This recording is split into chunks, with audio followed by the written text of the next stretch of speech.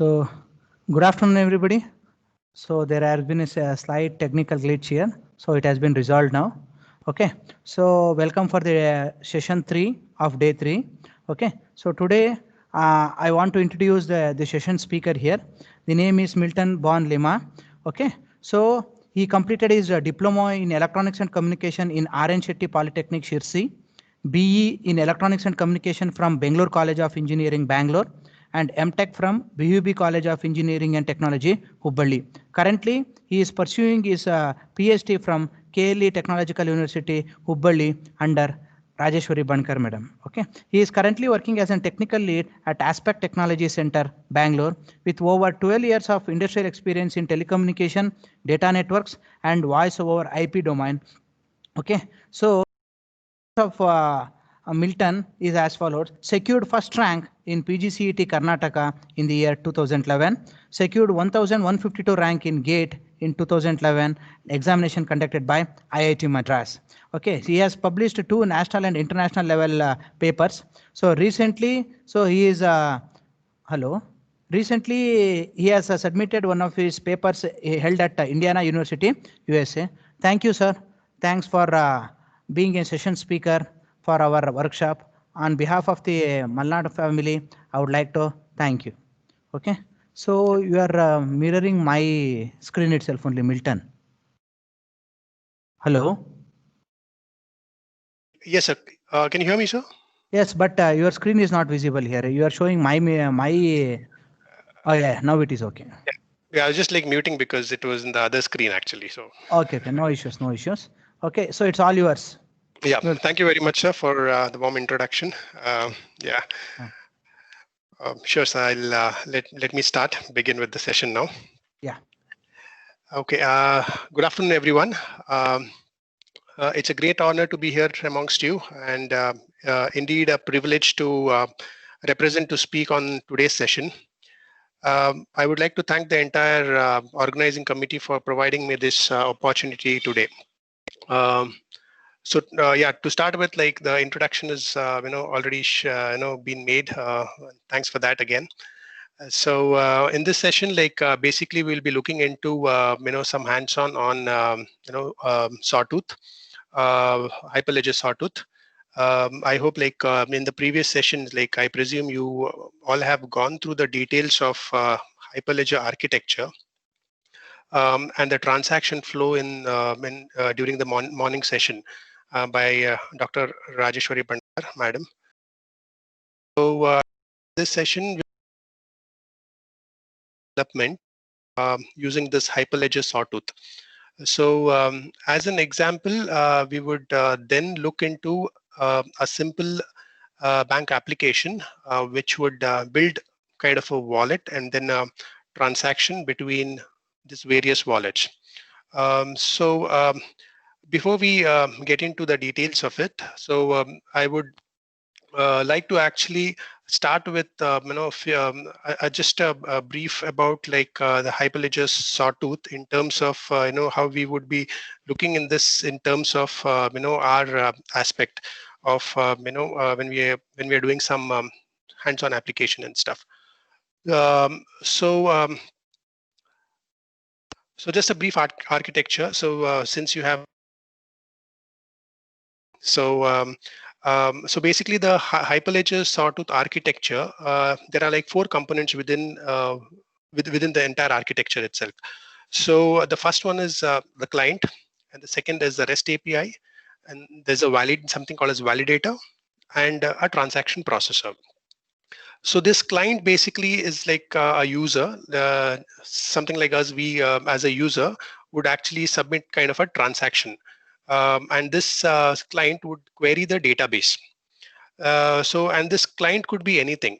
So it might be a CLI, it might be a browser, maybe any of the browser, and it could be a GUI as well, graphical user interface, if there is anything that a client has developed, or it could be a embedded server which would which is hosted onto a particular network. So this is about client. So then the second component is REST API. REST API is basically is something which actually interacts with the client as a client and between the other parties, which is validators and transaction processors. So this is something which is an intermediate device which communicates between a client and the validator and the transaction processor. So the third component is a validator, which basically controls these database and submits a transaction to the appropriate transaction processor. So this transaction processor it could be within a transaction. It will be within a transaction family. So we have a transaction family. It's just like general like how we all have a family. Within family we have parents, grandchildren, and then parents, then children's, and so on. So this transaction family would have a client, a REST API, a transaction processor, and a validator, and so on.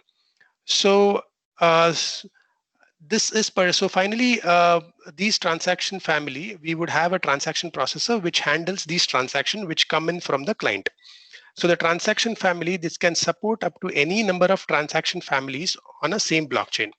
So within a transaction family, we can create any number of transaction families within a same blockchain. So so these are the four components. And then when we talk about a transaction family, a transaction processor, and a validator, there are three more components which would actually communicate with each other. So if a validator has to communicate with a transaction processor, there is something called as a register. So register is an instance of a transaction processor. And then we have something called as an apply.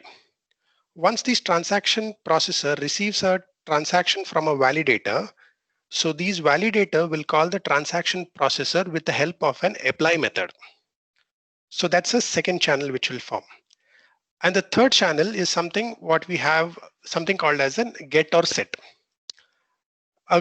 For example, if we have to think about a get and set, if I say about a small bank application, get and set is something like a debit and credit of an amount. So with get and set, the debit and the credit process is performed between the validators and the transaction processors. So this is so these channels, that is register, apply, and get set. So this works together within each other to form a channel and a communication between a validator and a transaction processor. So now in a nutshell, if I have to say about like how these communicates, so in a nutshell, so it is something like a transaction is created by a client, and these transactions are then batched. We call it as like badging. And these the badging is required to together for the purpose of efficiency, and then these are written onto a block on a blockchain. So the client created a transaction, we have a transaction, and these transactions are batched together, and then it is written on a block or a Milton? blockchain. Hello, Milton. Hello, yes, Milton. sir. So you don't have any diagrams here? No, I would like be explaining because like the diagrams have been, I think in the morning session, they were actually Okay. So simply shared, ask because only the text was appearing for that reason. Sorry. Yeah. So my slides are completely of text itself. So I would be explaining more of it. Yeah. Okay. It's just it's just a one-liner, on the each slides. Okay. No issues. No issues. All right. Thank you, sir. So, so this is about a general sawtooth architecture and the components. So, come to the next slide. We'll talk about something about SDKs within Hyperledger Sawtooth.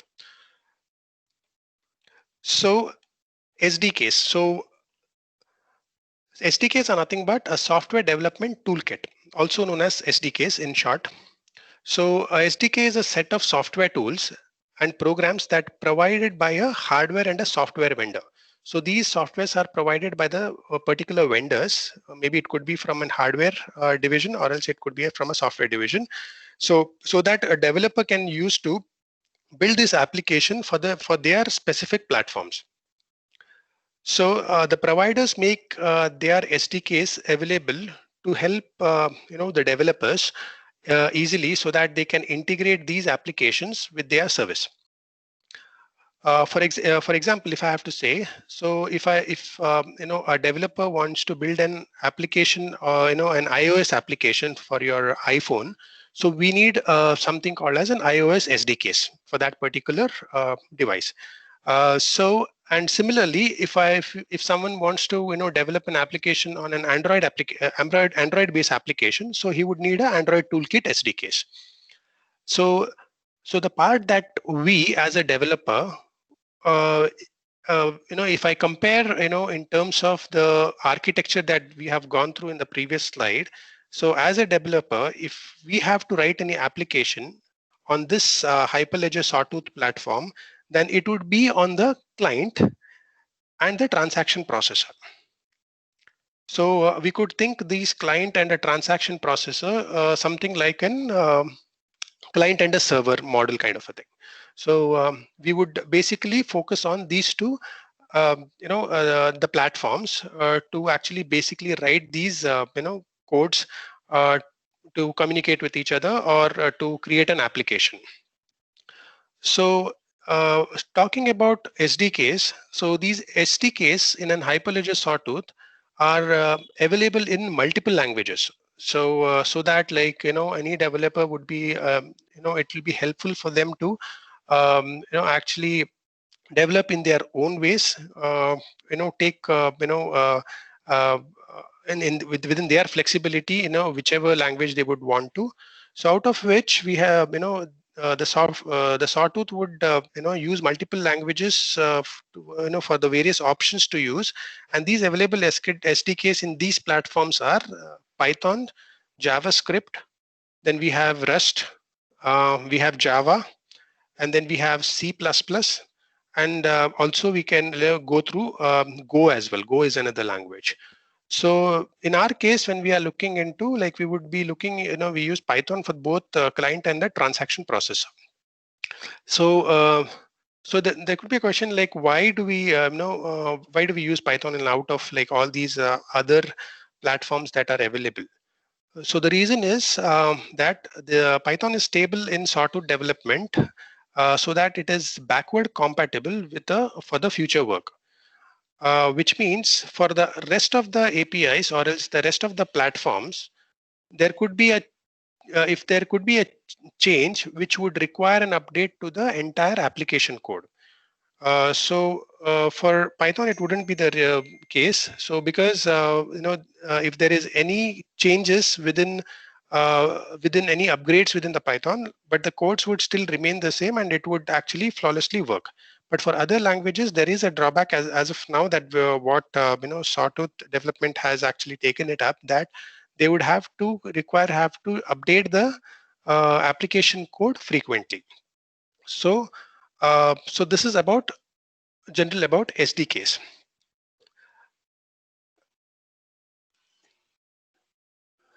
So yeah. Okay, so let's just walk through, like, few of the client, and then we'll walk through some application code, and talk about some client, and then move on to a transaction processor. So let me open up.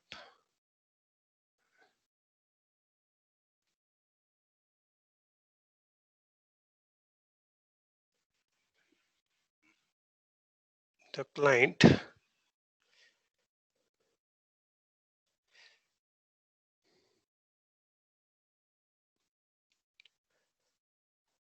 So here is one of the example of a client application that basically we use it for wallet. So as discussed earlier, like we would initially create a transaction family. So everything falls under one umbrella, and we call it as a simple wallet, for example. So that would be a family name. So then we compute this with a hash algorithm, that is SHA-512. And these results of these encoded format should result into a hexadecimal digit. So we define that as a function, And then we have we have a client class, which is a simple class for for the purpose of a simple wallet that we are creating. So these class would define and which would support options for a banking application, like we can deposit an amount, we can withdraw an amount, or we can transfer within multiple parties, and we can even check the balance, for say for to check within within these applications. And also then we have some key pairs, which are basically defining as a key file for our two kind of keys, because since on a Sawtooth platform it would be the data would be encrypted, we would need some sort of an authentication in terms of whenever we are sending any data or receiving any data. So in this case, we use something called as a key file, where it can generate kind of keys, such as, like, there are two type of keys that we are be using it here. That is, one is public key and one is private key. So these information, so we retrieve this keys information from this key file. And how do we do it? That is defined here. And then we extract these key files, private key from a key file in this step. So if there are any errors, it will be exceptional, and then it will throw out an error stating that, okay, failed to receive a private key. So that is defined in this case. At the same time, there are, as I said, like since there are like two kind of keys, one is private and one is public. So public and private, if I have to say the difference, it would be something like, public keys are something like broadcasted information, where uh, a intended recipient who wants to actually receive that data can actually use the private key that is shared along with the public key and extract the information on the receiver side. So similarly, these two keys are being sent together, and the public key also is uh, coded in the hexadecimal format. So both these keys are being sent from the client end, which would be generated, and then it would be sent out. So once these are created, so we would have a family name, wherein, like, within that family name, we would create a client address, so that we can initiate it to actually send it out to the could be for the REST API, because the client would be directly connected to the REST API. So when we talk about this transaction family and addressing, that addressing would be in a form of the name of the transaction family, which is which would be coded with say 6 hexadecimal digits, and followed by the public key that we are sending, which would be around 64-bit. So 64 character hexadecimal value. So these public keys would be sent across along with the request of the public and private key that we are sending. At the same time, so once when this is sent, we get an option for depositing. So we create a function called deposit, where we where we have this.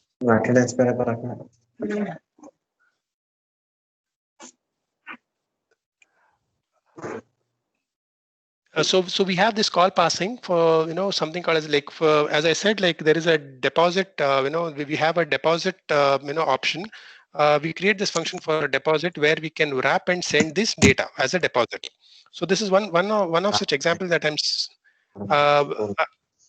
I'm discussing, wherein, like, we have the process would be similar for retrieving the data, or else withdrawing the data, or else checking the balance as well. So once this deposit has been, the deposit is sent along with the value, we would send this data to the REST API, so that it can send it to the validator for the further processing. So this step would actually send this data to the transaction to the REST API.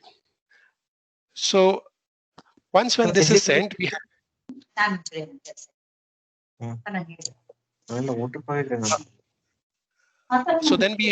So then we have a wrap and send option, wherein, like, we create a transaction and wrap it to a batch. So as I said, like, initially the transaction has been sent and it is batched. So in this step, like, the function is wrapped and sent along with the values.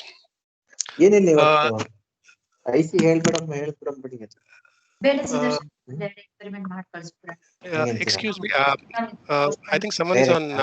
Have not muted their. Sudarshan sir, kindly this one, your this one, Sudarshan sir.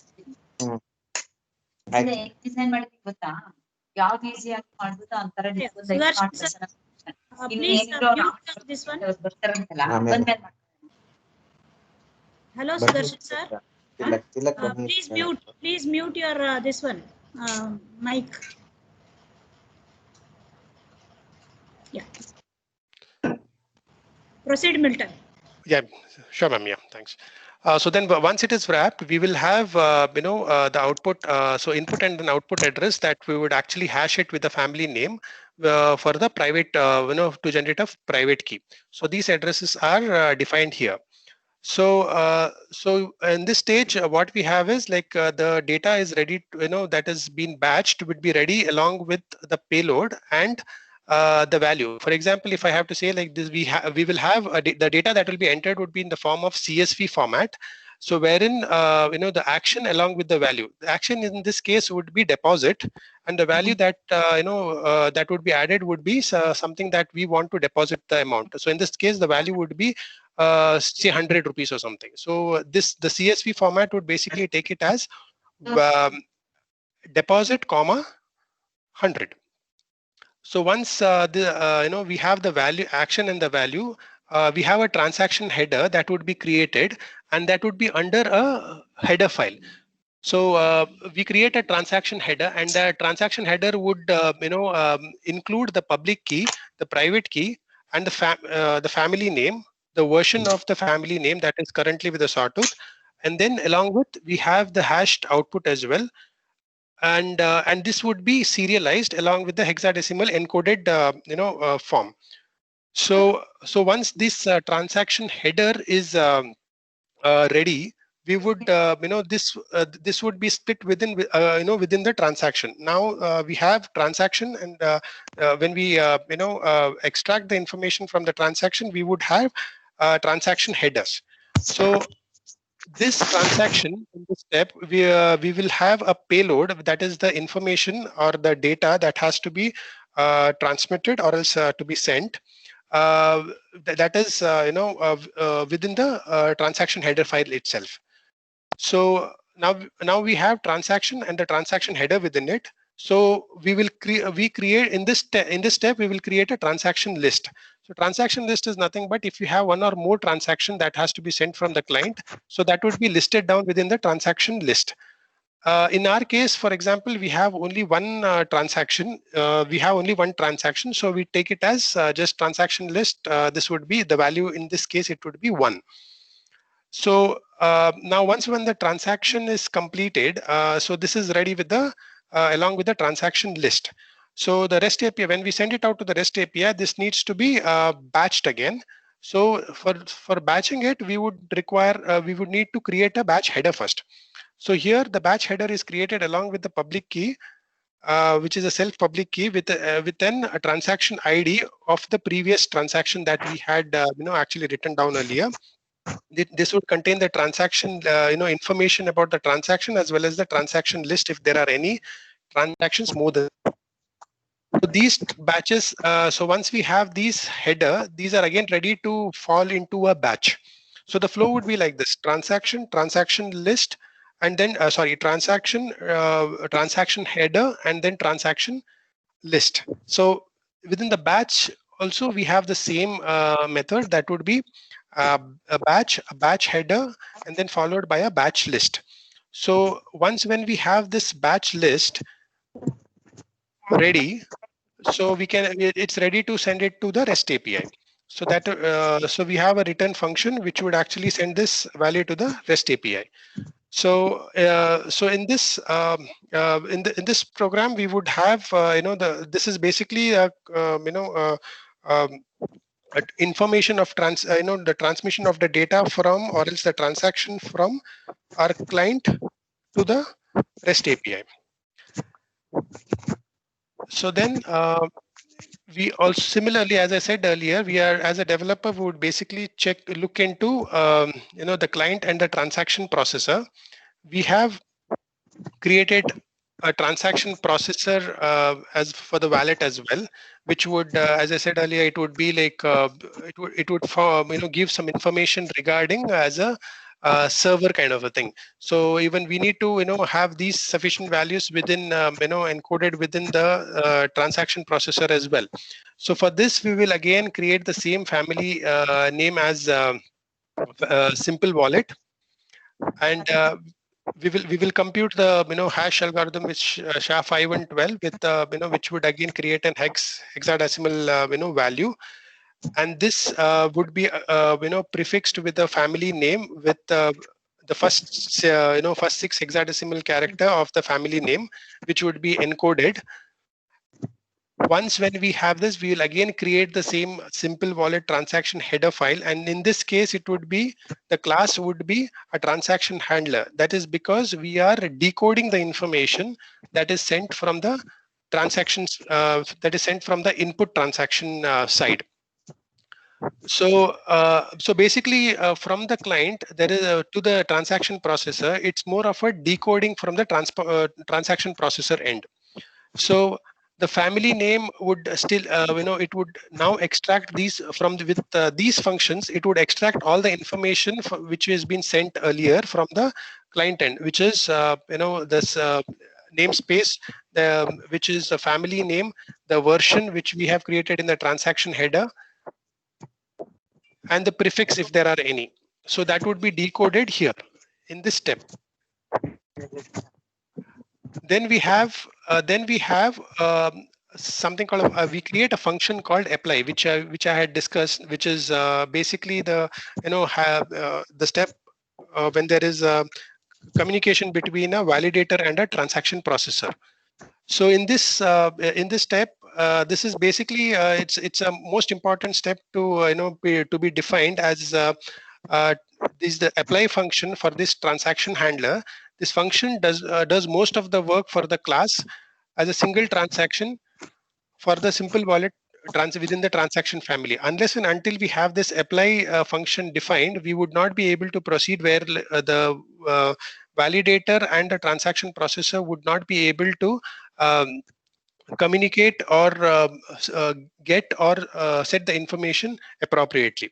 So once this apply with the context of the transaction is defined, we would have a header which would be a specific information to retrieve the transaction header from the client end that has been sent.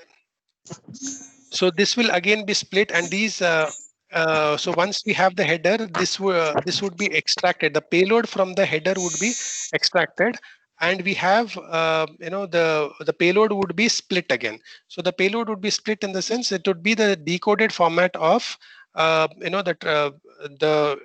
input that we have sent, which is deposit, comma 100. So that would be displayed in terms of the split method. Then it will list out all the operations if there are any. So in this case, in our case, the operation was deposit, which is zero deposit, which means if there are no deposit that has been made yet, it is just that we have defined it. So once when we make any transact or deposit to a particular account, this payload list would turn out to be 1. So similarly, when we add more and more transactions, so these operation changes, the payload keeps incrementing it for that particular operations. So once when we have this payload list, so as I said, like we just have one transaction, so the payload list would not have any additional information except that one transaction that we would perform. So the payload list at stage 1 would be extracted, which is the amount. So deposit amount, which is from the payload list, is created now. So the payload is extracted and the amount is extracted from it, which is just the ₹100 that the value that we have given. So once these operation is performed, so we have there is an increment of these operations wherein the system checks if we are performing any additional operations. So for these we have this logger information wherein we so make an additional deposit by using this make deposit option. So this is where when we make any additional deposit, so this the payload list would actually increment it based on the type of operation that we are performing. So now in this stage, what the input and output addresses that we have sent across from the client side to the REST API, so these make deposit would be initiated now. So this is where we extract the input and output address of that particular public key. So it confirms, the transaction processor confirms that in this stage that it has got the key and the valid address from the input. So if the keys are not valid, so this would throw out an error. But in case the keys are appropriate, where it is sent to the received by the intended recipient, so then it will have a confirmation within itself saying that it has got the key and the address is verified and the wallet along with the wallet address. So now the current balance in this is 0, which means there is the state is still 0. So which means that the deposit has not happened appropriately. I mean, like, it has not been done yet. So if, for example, if I now make a deposit of say 200 rupees, so then it will jump onto this next particular step, which is there is no deposit. That is because the balance was 0. And no deposit were being made, and now we are creating a new deposit. So when a new deposit has been done, so this new deposit will, a new amount has been added within the new balance. So say now if I add 200, this new balance will become 200 now, because we have created a new deposit and moved it to the new balance. Else, if there are no for example, if in this case, if the new balance instead of 0, if there would have been 100 rupees before itself, and then we have added another 200 rupees, it would jump to this stage where it will increment the balance. It will add the balance value, which was 100, along with the new 200 that we have added, and it will give it in the new balance, which is 300 rupees now, with 100 plus 200, 100 plus 200, which is 300. So this, the new balance would be 300. So once the value or the new balance is is created within this within the output, so we need to move this new balance to that particular state, stating that okay, this that this is encoded, so that the balance is fixed, that we have 300 for now, and this has to be moved to the state data, the current state data. So in case if we have to add any additional, when we increment any additional money or any additional deposit, so this would, the state would keep changing again if in case we add any more data to it. So this address, now the address also would be updated with 300, which is the current context of the wallet address, along with the state data that we have seen earlier. So once so we have this the complete data, that is the current value of the the deposit or the withdrawal that we do. So we create this wallet address to a way to to the global state, where this the global state would be the first 6 characters of the hash value of the family name, along with the key that is encoded, which is 64. Because in this case, it will be a private key, because we are extracting, encoding that we are putting in as a user, we are putting in as a encoded data, that is the key that the private key which was being sent. The public key is being utilized when it was broadcasted, but while retrieving this data completely, we would be using this private key, which is 64, along with the 6-digit value of an encoded value. So once we have these function defined to get the address of the wallet, we move on to the processor would, transaction processor would actually reach out to this validator with this particular port number that we have the current value, and which is defined within the wallet, and the processor. So this basically the validator, like we have the validator port number is defined as 4004. This is a port which is open for testing purpose. So we have close to 65,635 ports which are being defined by the Telecommunication Union, which can be used for particular purposes. So whenever you see, like for example, if I have to say about HTTP that we use in our browsers. So if you are using an http.google.com, so in that case, the HTTP would define an 80 that has been predefined port with 8080. So this is a fixed port that is defined for HTTP. So these ports cannot be used for any other purposes. Similarly, if we use an HTTPS, so which is secured, encrypted, format of whenever we are, on the website. So, for example, if we are using https.gmail.com, so which is a secured version. So this HTTPS, there will be a port defined specially for it, which is 443. So these ports cannot be used for any other purposes. So these are all defined. So there are certain ports from 4000 to 8000, 8010 or something, where these are used for only for testing purposes. In this case, like we are testing some kind of an application where we can use this, ports which are free that can be used.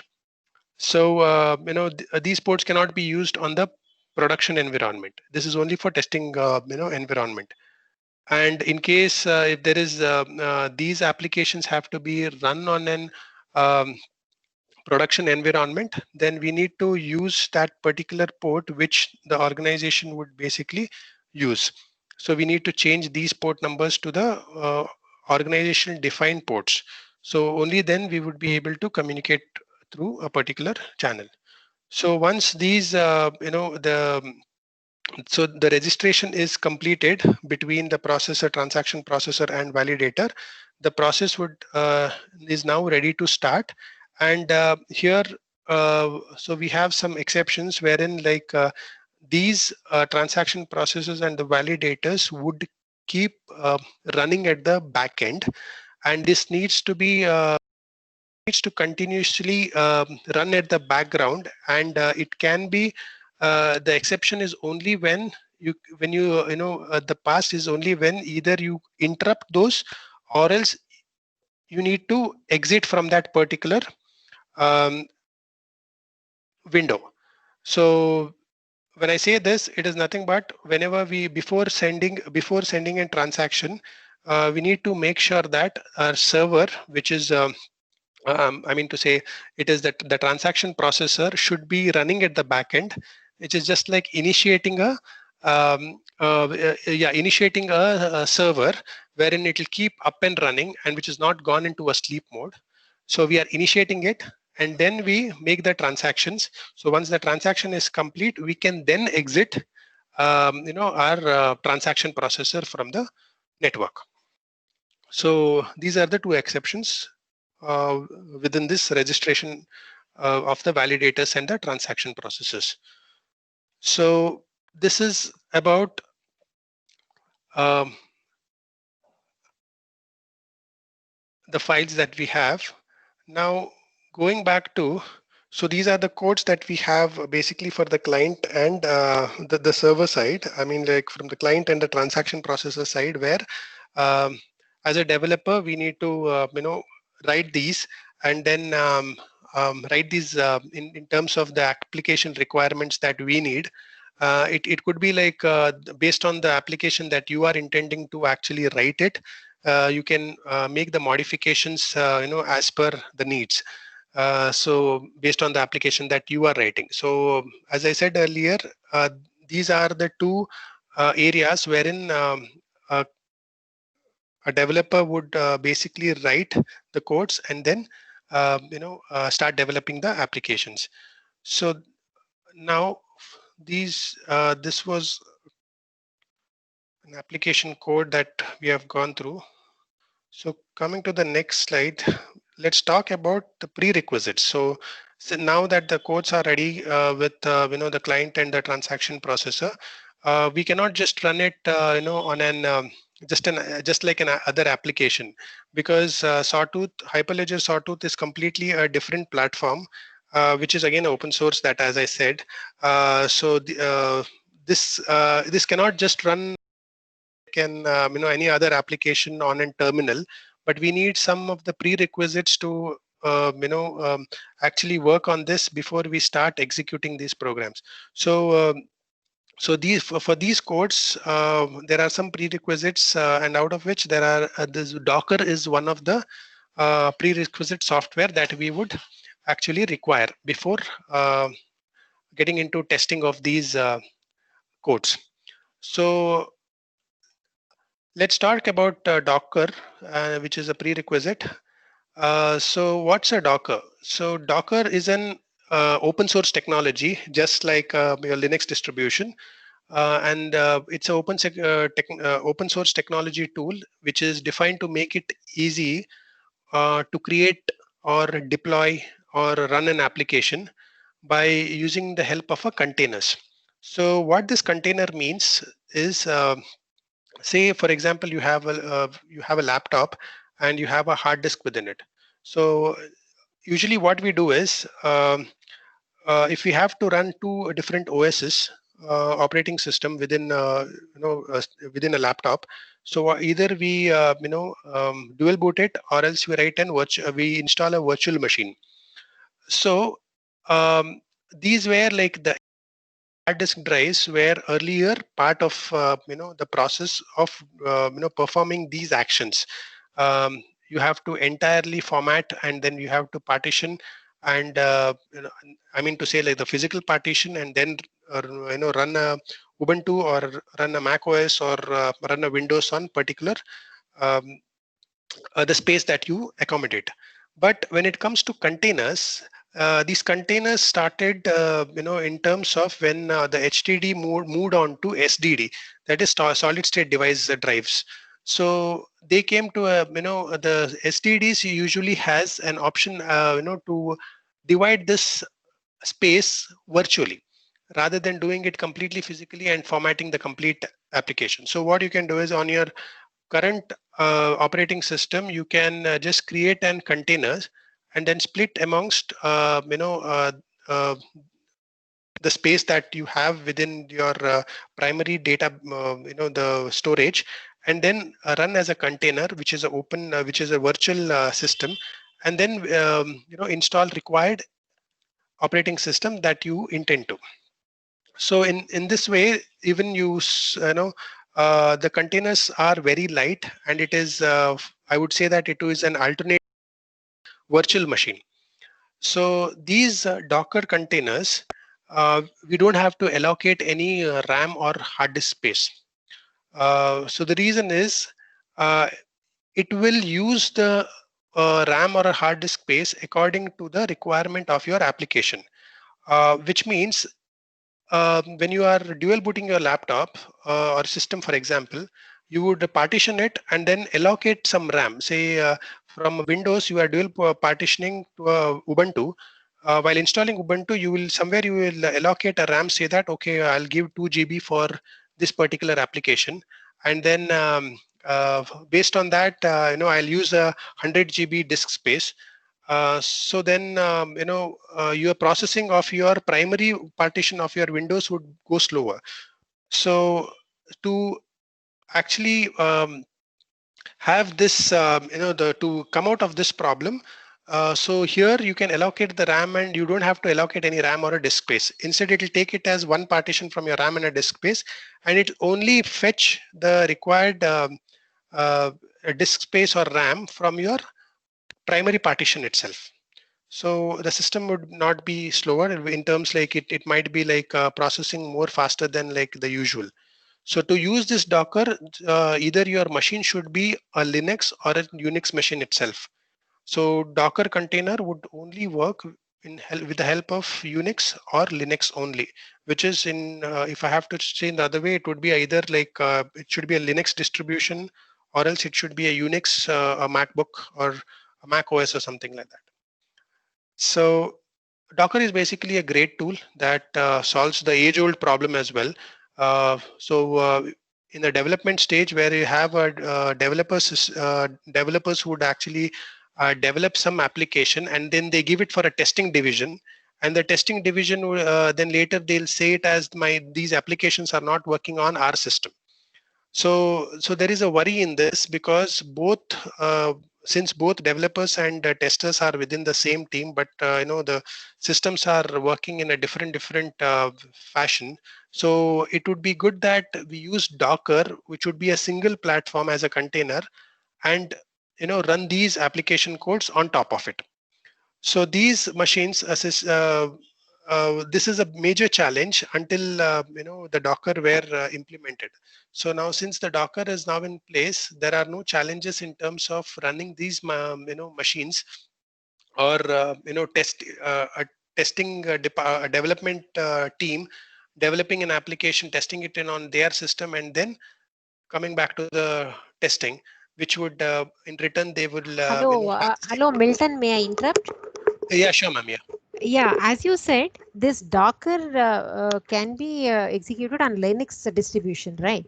Yes. And Yes. see, in the normal virtualization, we Mhm. can have a virtual machine where we can install different OSs, operating systems.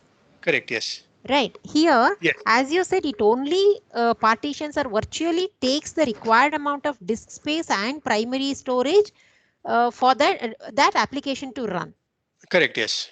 Can we have the different operating system also on that?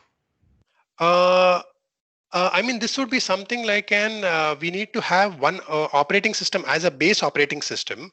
Okay. So on top of it, we run Docker. Yeah, suppose if I want to run an application which was developed on Windows environment. Okay. So if it takes all the images, can I run that application which was developed on Windows environment there in that container? Yes, you can run it, ma'am. Yeah. Okay, so the basic OS will be same. Correct. Okay, thank you. So basic OS would be the same, and you can run these application on an either from Windows to a Linux or Unix distribution. Okay, but on Windows OS we can't have this. Correct. That's Yeah. true. Yeah, thank you, Milton. No problem, ma'am. So Docker is not an official Ubuntu repository. So however, the installation process is not so complicated because of its because it's simple to run. So especially on the Unix platform and Linux. So let me take you through the process of installation of this Docker, how we actually go through within Ubuntu. So,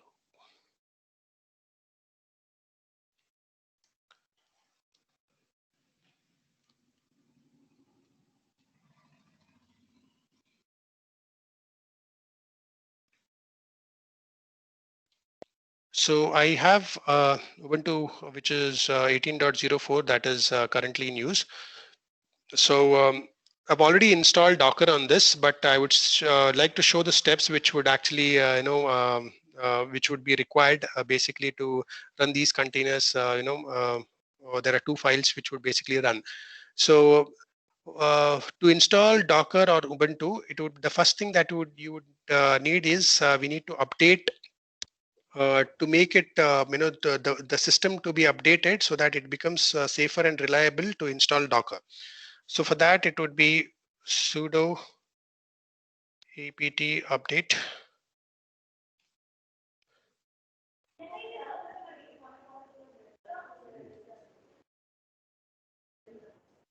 Just give me one.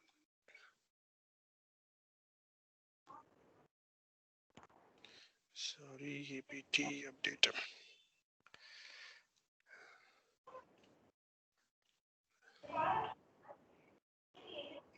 So this checks the current release, which is Bionic in release. 18.04 is named as Bionic. It checks all the updates. It says done packages, and then we upgrade this. Sudo apt upgrade. All right, so these are reading and it is done, installed. Okay. In this stage, the next step is we check the kernel version, which is uname-r. So the current version of our kernel is 5.4.0, which is generic. So once you have updated the system, we should install some necessary packages before we are ready to install the Docker. So you can do it with the help of this following command. So that's sudo. Let me take the screen. That's on the top.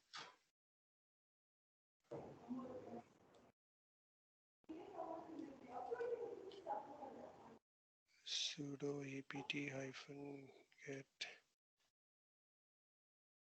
install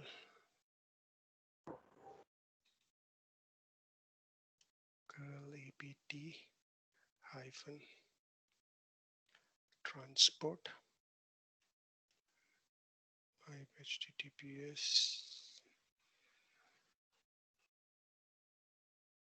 certificates software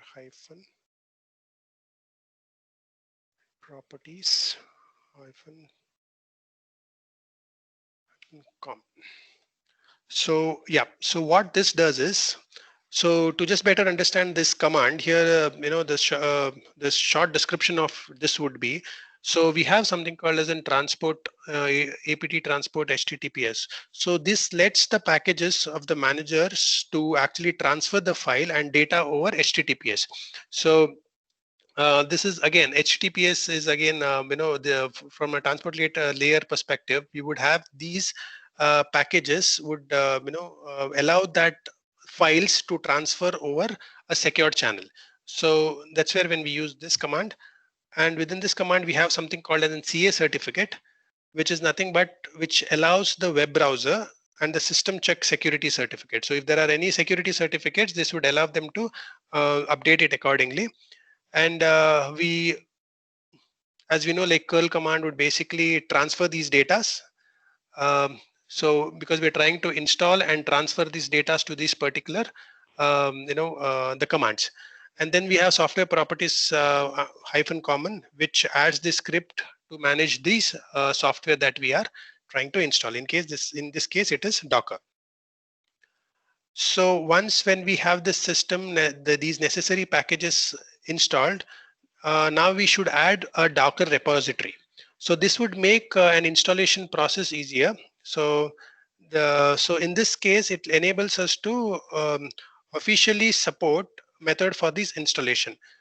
So in this case, we have again curl, which is transfer of data for, and since we have installed the package earlier, which will initiate us to use HTTPS to download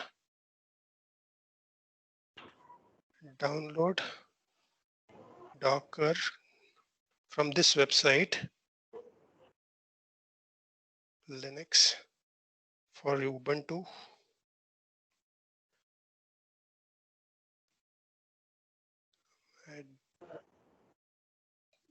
GPG. This GPG stands for it's for this is a tool to provide a encryption and signing in service for Ubuntu especially. Then we have sudo apt key added.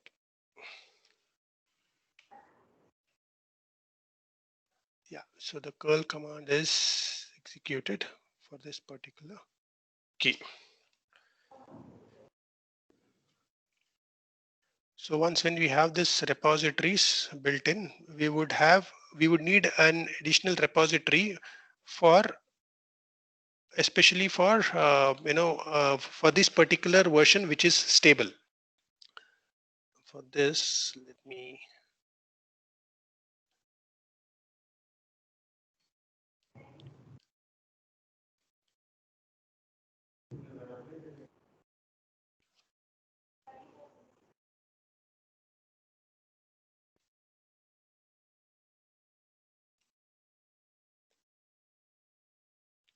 me go and type this. I thought the command would be populating on the screen, but maybe I had cleared it.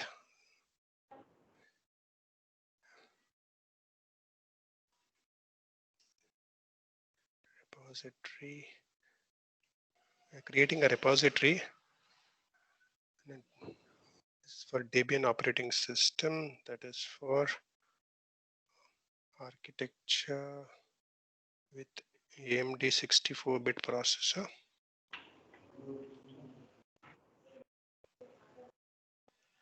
HTTPS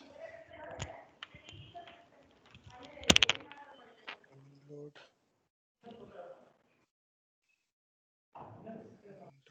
.com Linux.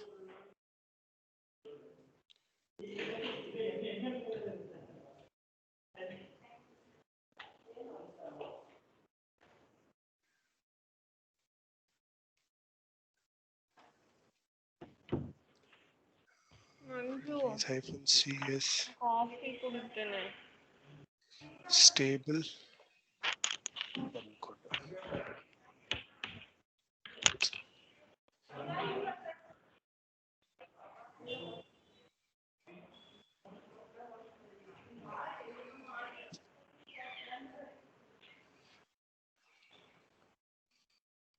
Let me see if it have executed this before. Yes.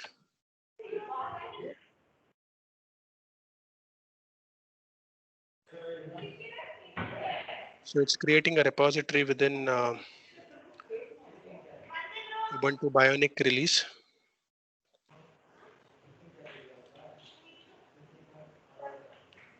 So once in this repositories are created, we will go to the next step just to check, update the repository information if there are anything pending. So what we do is we go to sudo apt update.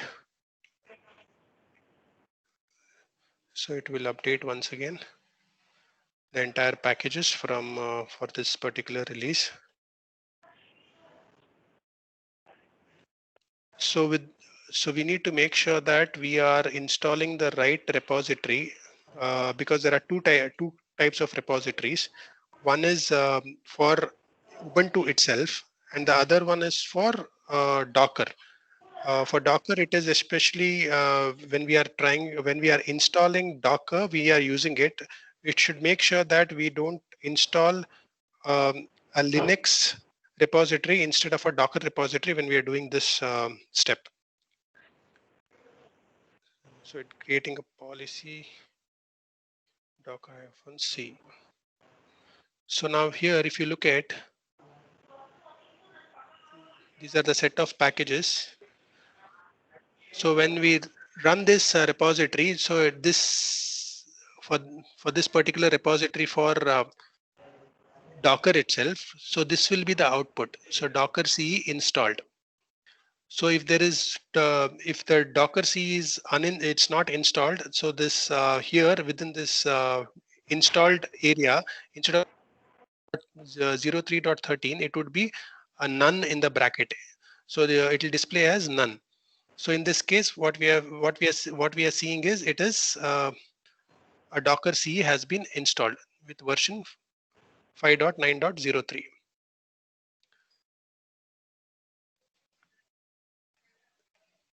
So once this is done, so repository for Docker is completed. So we are almost done on the Docker installation with sudo install ce. We're just checking whether the packages are fine or no, because on the previous command that we have inputted, it had confirmed that it has been installed. But just to recheck it, whether the packages are installed with that particular version for this Ubuntu Bionic, we are looking into this information. So it says the package is done, reading informations are done, and then we are good to go with this. So once this installation is complete, it's always a good idea to check the status of these services. whether within the Docker it is working fine or no. So for this, we use this command sudo system control. Check the system controls status. This is what it means for Docker. So sudo system, check the status of this system control for Docker. So when we hit enter, it says, yeah, there are like 19 of these parameters wherein like it's showing, the time of, this is something like, when I say this, like we are testing this, it is nothing but it's something like from a Windows machine, you're trying to ping one IP address, and you're just getting a response kind of a thing. So this is how we are checking this, whether it is installed or no. It sent around 1 to 19 kind of a ping request kind of a thing, and then the Docker daemon actually has responded within for this with the time frame within few milliseconds. So in this step, so the installation completes, and just to verify on this Docker whether it is the Docker the Docker works, so we would also run sudo docker. This is just for the verification. So once the Docker is installed, all you need to do is to test whether it is working fine or no. For this, you can run an hello world script on the Docker itself. So when you run an hello world, it gives the response now, which means the Docker has been installed successfully, and there is an hello which is sent from Docker. So this confirms that Docker is installed. So now this is not just a procedure that that is completely when I say that the Docker is installed, that we are up and running, but there is another step for this. In addition, that we have to install something called Docker Compose as well. So Docker Compose is a tool which works along with Docker for running multiple containers on a Docker application. So what we have installed now is just an say it would be like just for a one application that would be currently running or something like that. So but if you have to use multiple containers within the Docker, we need to install something called Docker Compose file as well. So for that, this Docker Compose file uses an file format called YAML, which is used for your application service.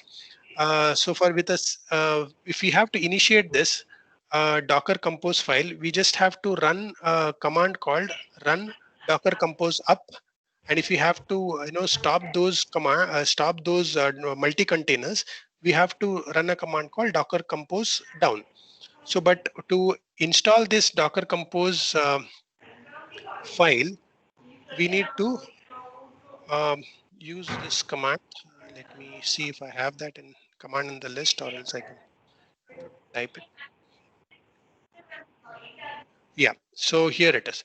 So once the Docker is installed and we test a hello world command, hello world program within the Docker, so we install a Docker Compose tool, and to install that we are using a sudo command, and we are installing it from a location called GitHub with the current release. So how do you find this releases? This is the current release of your Docker Compose file, and these keep updating. And if you go to this link, github.com or /docker/compose release and download, it will show you the latest version of the file.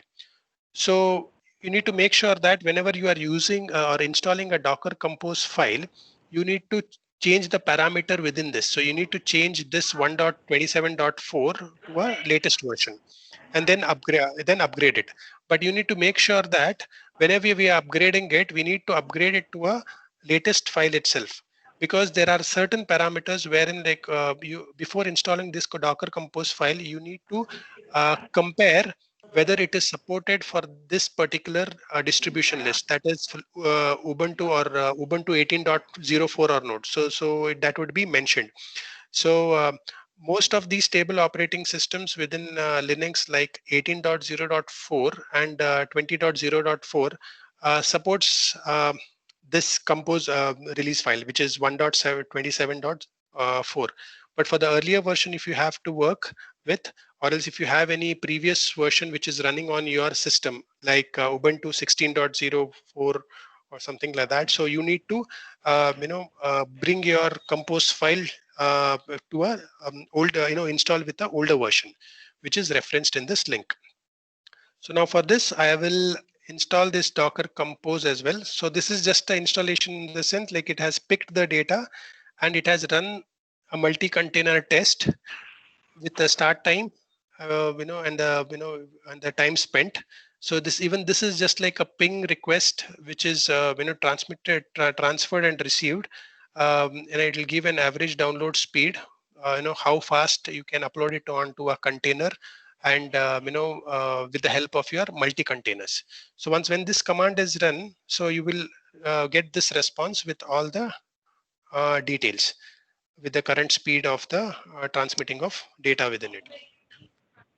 So now at this stage, we have installed Docker and we have installed Docker Compose file as well.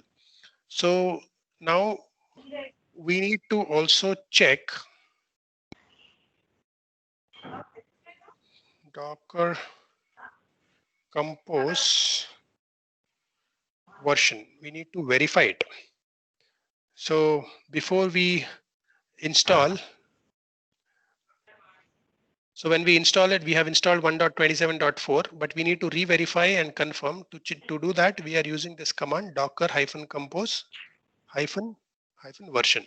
So this will give you the version of the file and the build that is associated with it. So if you need, now we have Docker Compose, and what if we have to check the container? So if we have to check the container, we have docker ps-a. This is the command to check the container, what's there in the container. So how does the container look like? If I hit enter,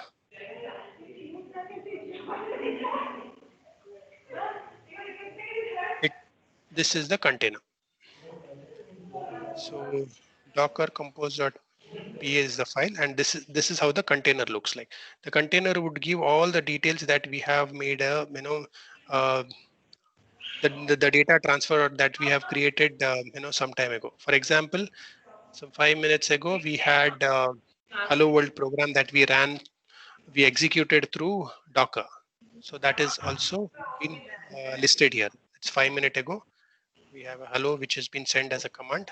It's a hello world program, and this would be the container ID. So the container ID keeps changing whenever you make some additional execution and stuff like that. So, and also these are like the bottom are some few containers that I ran previously 11 days ago, 12 days ago, but it will show you all the list of the containers that you are currently running. So this is, so once this you have tested the container, now you have installed the Docker, you have installed the Docker Compose file, then we have checked the version, and then we have checked the container, what's there in it, and then we are good to go. So now in this case, what if if we have to execute some commands within Docker? So so you have, if you need to know what is there within the Docker, like some commands to, if this would be basically for the Docker developers, but if you just type Docker, this will give you the list of commands that can be used, the options. So sufficient runtime of the container. So these are the list of the commands. So these are the commands. You can attach, build, you can create the containers, you can export the containers, you can kill, load, log out. There are a lot of options. So if you are specifically working on the Docker part of it, then you will be using most of these commands whenever you are using it. So now our Docker is ready. So now when we, the Docker file is ready now. So next thing would be that we would move into the demo for the wallet that we had discussed.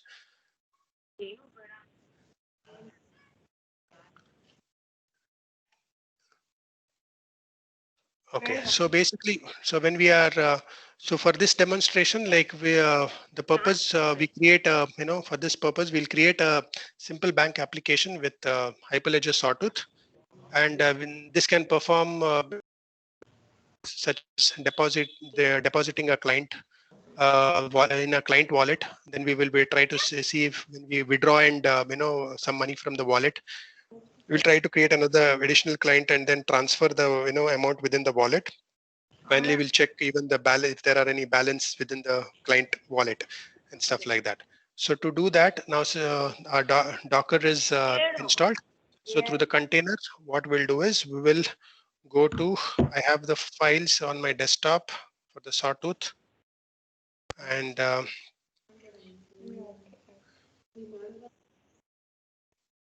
we'll go to desktop, Sawtooth. So this is my location where I have the file.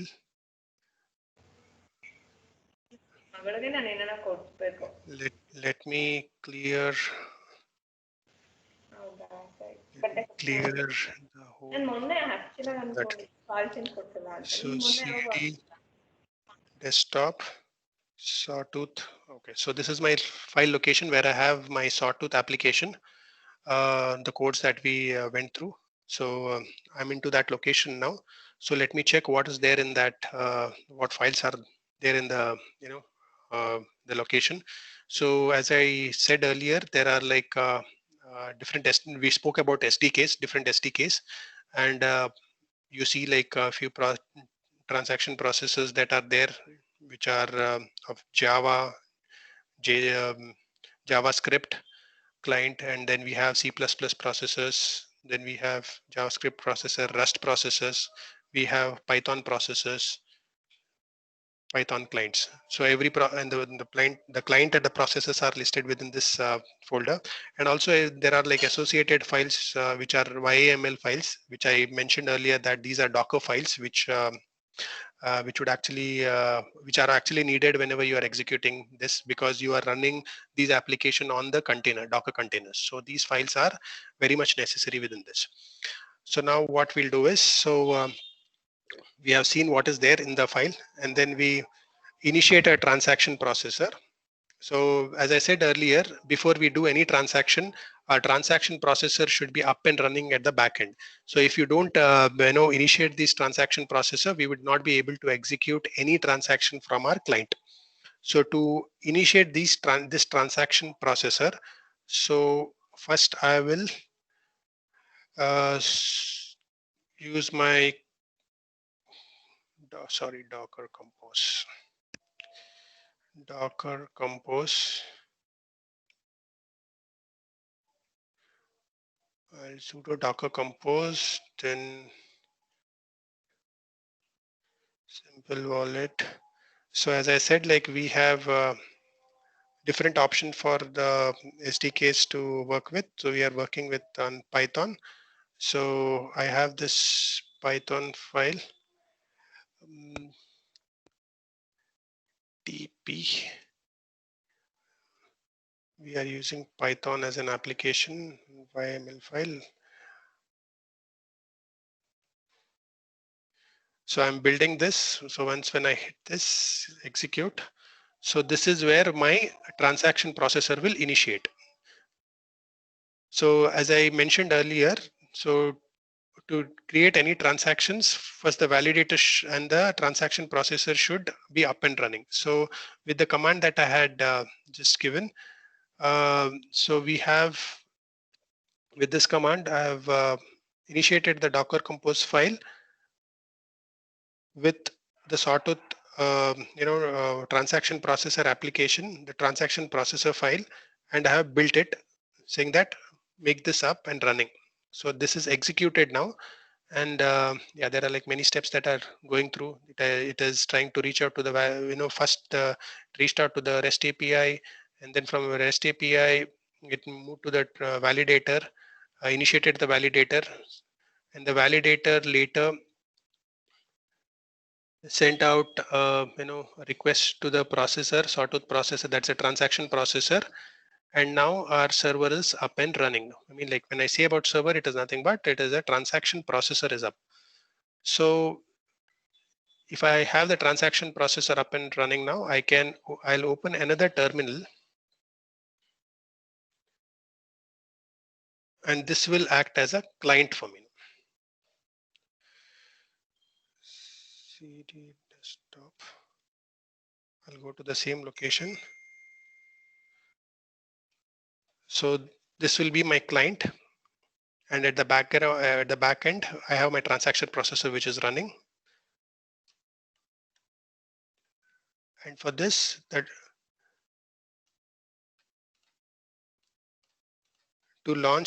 need to launch the client now. So for this, what I'll do is I will use this command sudo docker exec, which is execute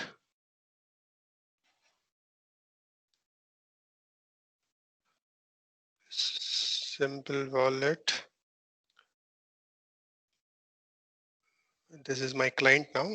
I need to bash this. So which means I need to launch my client.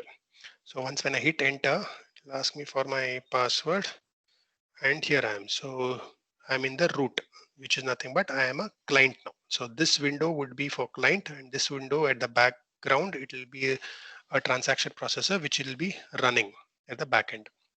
So do not close this file. This needs to keep running at the back end, and from the client we need to make a transaction now. So before I send a transaction, what I do is I'll create a key, public and a private key from my client. So for that I use, since we are on Hyperledger Sawtooth, so we have this Sawtooth commands, Sawtooth keygen. I'll give my name. I'm a client now.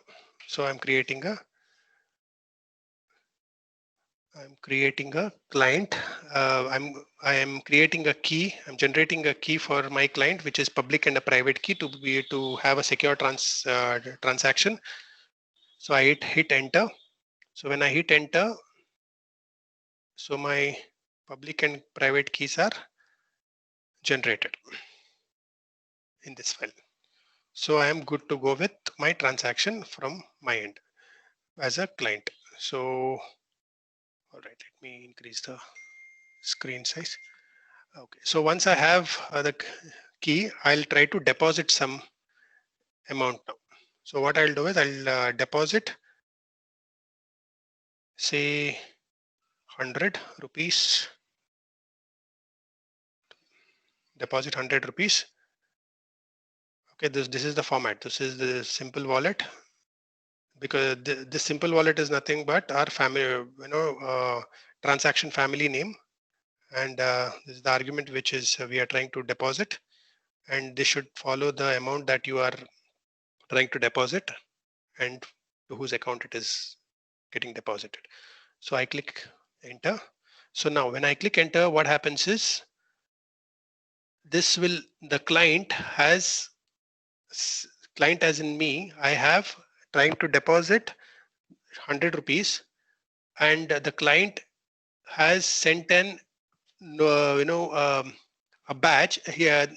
The client has created a transaction, and that has been put into a batch, and the batch list, and then post that batch list into a REST API. So I repeat that. So client has created a transaction now that is 100 rupees as a deposit, and that is then been put into a batch and a batch list, and then this batch and the batch list is moved to the REST API. So REST API, if you see here, the REST API has responded. Once when as a client I initiated this transaction, it sent the batch to the REST API, and REST API responded with a response with this batch status, and these with hexadecimal character with a link, which is again in encoded format. So which means that the client and the REST API have communicated with each other, and the REST API is ready to send that transaction. So now I have deposited. Let me check the balance. Simple wallet. I'll check the balance in my account now since I have deposited 100 rupees. When I hit enter, it shows I have a net balance of 100 rupees. So now let's try to withdraw. So now that I have 100 rupees, I will try to withdraw. So for withdrawing, we use withdraw command with whatever 20 rupees, or I'm just giving an example. Withdraw it from my account. I hit enter. Again, this has the request has been sent to the REST API. REST API, the batches is responded through the REST API, and it will give a response particular location, and then I will check the balance again. I have withdrawn 20 rupees, and I check the balance. It says my net balance is 80 rupees now because I have withdrawn 20 rupees from it. So this is about, now we have withdrawn. We have deposited, now we have withdrawn as well. Now let's go to another scenario where we will create another user, say client. For this, I'll give a name as Sarah. Okay, I'm creating another sawtooth. I'm creating another public and private key for a user called Sarah. I hit enter. So there is another private and public key created so that it is ready for transaction. So now what we'll do is we will add some amount in Sarah's account as well. So which means simple wallet. Let's deposit 200 rupees in Sarah's account. Hit enter. So the deposit is the request is sent to REST API. REST API sends a response. And now I check the balance in Sarah. It says she has 200 rupees. Now I'll even try to withdraw. Let's say like she's trying to withdraw, like we're trying to withdraw from account. Withdraw, say from her account is, say, withdraw 50 from, she's withdrawn it. And I'll again check the balance. It says from 200, which was the earlier balance, withdrawn 50, now it is 150. Now in this case, like what we'll do is we'll try it now, since there are like two different users have been created, or a client have been created. Let's try to transfer some amount between these two people, Milton and Sarah. So to do that, what I do is simple wallet. This is the command. Transfer. Say now we have to 150 and 100 rupees there. So let's say like we are transferring 25 rupees from Milton to Sarah. So it means I'll have to transfer 25 rupees to Sarah. So I execute the command. The REST API responds. Now I see the balance in both the accounts. Milton's balance was 100 earlier. 80 earlier, because we had withdrawn 20. So now his balance would be 55. At the same time, Sarah's balance was 150, since she has got some 25 rupees from Milton. So we need to see what is her balance. So her balance from 150 will increase to 175. So this is how the transfer of data would happen within the Sawtooth application as a bank application. So also finally we have, we can check these details, like what is happening at the backend and stuff like that, with the help of the web browser or CLI. So for that, what I'll do is let me go to a browser. This is, so once we have this transaction, we want to see what has happened within this transaction. So we have initiated these transactions with the help of HTTP. So I'll have a local host. Since we are on the local host, as I mentioned earlier, 8008 is it's an open port for testing purpose. So I'll go ahead and check the transactions that we have made it. So when I hit enter, so this is how we will have the information in terms of the browser. So this will give the entire details of what has happened, when we have started doing the deposit, withdrawal, and then we have transferred and we have checked the balance. So the entire, the information would be in the hexadecimal format, which would not be so easier to decode. And that's the reason, Sawtooth is, so much secured in terms of making any transactions and stuff like that. So just to go through, like if you see, as I mentioned earlier, the transactions are first, you have this batches here. So within this batches, you have public key, the keys are transmitted, and then you have the signature. You have the public key, then you have this version, the file, the family name that we had given, a simple wallet, the version of the, the version of it, that's 1.0 that we had discussed. And then the payload is at, SHA-5112, which is encoded in that format. And then we have header details. So here it shows this is the 0th block, which is nothing but it's a first block, which is we can call it as a Genesis block as well. And within that we have, like here we have batches, and within the Genesis block. And similarly we have the second batch here, and that would also have the details of the public key, transaction IDs, and the family version, and this would be all in hexadecimal. So this would be only once when we decode this. To decode this, it would be very hard, because you might need ages to actually get this information decoded. That's the reason, like, we recommend Sawtooth in terms of these transactions within the Hyperledger block.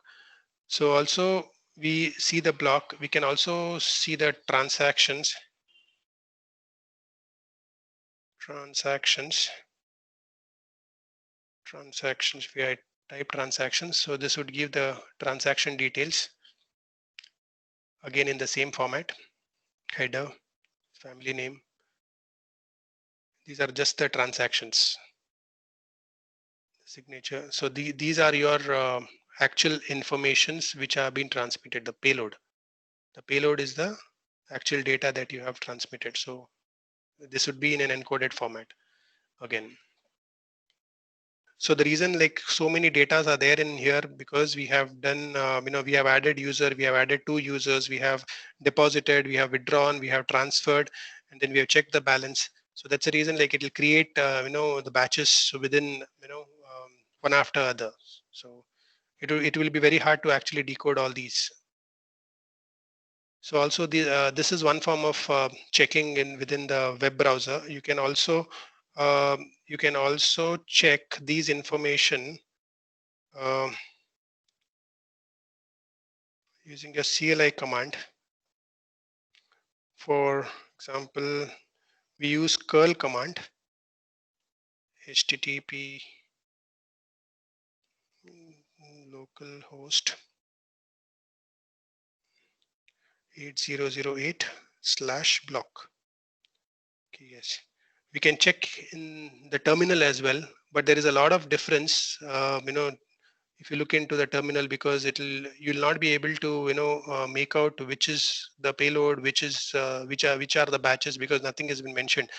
because it'll just give all the data that you have requested for, but the information would be the same.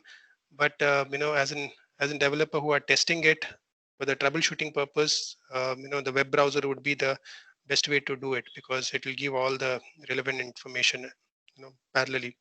What is the payload? What is the header, batches, public key, and stuff like that. So this would be the easier way to do this. So yeah, that's about the demo for this session. So Milton? Hello, Milton. Yes, ma'am. Bish, please show that YAML file for this one. Yes, ma'am. Yeah. That only one thing which we have missed. Okay. Which has the validator settings TP, that part.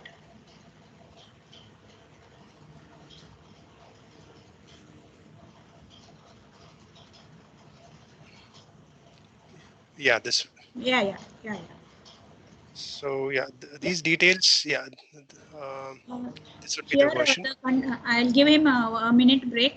These are the containers, the services which we'll define here for the simple wallet processor.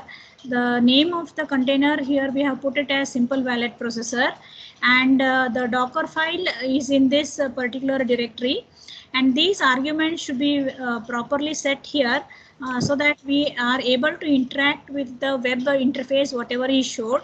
And there is a dependency for this simple wallet processor. It depends on the validator, okay, when it is interacting, and the volumes where it will go and click is project simple wallet and that part, okay. This is regarding the processor. Another container what we have is the client here. We should give the name of the container. We should give the build context here, where it is built, and the arguments, that is these things, if you make any mistakes it will not work. And also the environment should be set properly here, no proxy and proxy, for which all the environments will be there. And in case of these volumes, it is going to interact with the simple wallet here, and you can see this client is located at 3000, and it depends on the Sawtooth REST API. And this command whatever is showed here, Sawtooth keygen, that has to be given at that entry point, okay. As I told you, those commands to create the private key and the public key. And stop signal for this is kill. Another container which is there is the REST API container. In this one, this REST API container, it is exposed to 8008, and the ports are 8008 here, and it has a dependency on the validator because of the interaction. This is a setting up of the basically the Sawtooth network, what I told in the morning here, and this part as the entry points for this one. Now these are the transaction. This is a transaction family which is available in the which is required, which does all the settings for those transactor, client, validator, TP, this one. All these are done by this settings TP. It is a transaction family, okay. And actual validator, you will see here, the validator, the container name is the validator, and the version, this Sawtooth, it is the image is created at this part here. It is exposed to these ports, and the actual ports here is 4004:4004, and it will, when the system is up, Docker Compose up, it will do all these things. You are seeing at the background something was running, no, on the settings TP, that is a Sawtooth network, whatever was running. You will see all these Genesis blocks should be created, because without here, the Genesis block, a blockchain cannot be formed. That is the first one, which will not have the previous block ID. All these are taken care by the system itself here. Come down, Milton. Yes, ma'am. Yeah, that's it. Yeah, this one. This is what I wanted to tell. So if anybody has any question, Milton, take over. Yep. Yes, ma'am. Okay. Any queries of the today's afternoon session? Participants? Hello? Participants, if you have any queries that you can ask.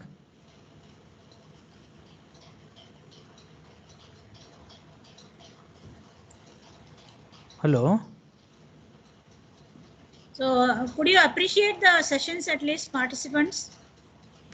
Yes, ma'am. Yeah. Definitely. Yeah. Can we get the detailed steps of this material, something like that? Definitely. Okay. Yes, Okay. I'm just Thank yeah, I'm Actually, just we really took lots of pains to come to this level.